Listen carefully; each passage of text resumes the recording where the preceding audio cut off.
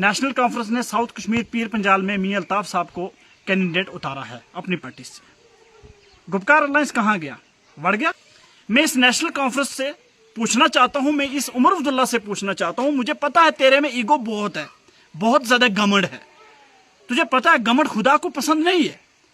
जिनको जितना घमंड होता ना वो चूर हो जाता है। तुम्हारी क्या औकात थी 370 जब खत्म किया गया, 35A जब खत्म किया था ना, तेरी और तेरे बाप की कोई औकात थी उस दिन?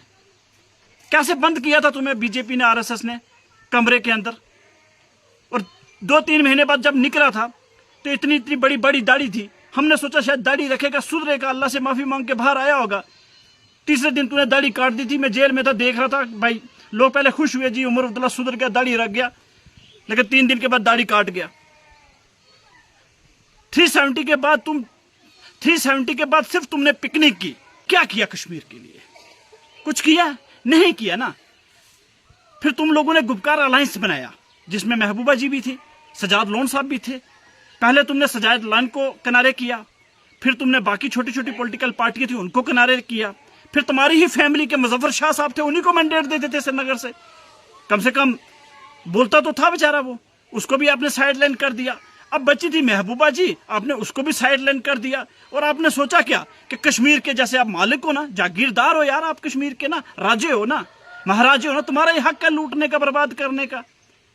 उसके ऊपर तो मैं आऊंगा, तो आने तो दे कश्मीर में, बहुत जल्दी आ रहा हूं। तुम लोगों की औकात बताऊंगा कश्मीर के अंदर, नॉर्थ कश्मीर, श्रीनगर, साउथ कश्मीर के अंदर। जब वकार भट्टी और वकार भट्टी के तमाम दोस्त एक्टिविस्ट उतरेंगे तुम्हारे खिलाफ, उस दिन मैं बताऊंगा कि तुम लोगों को अब कश्मीर से और कश्मीर की यूथ तुम लोगों के कपड़े उतारेगी, तब तुम्हें पता चलेगा कि तुम कश्मीर के क्या हो।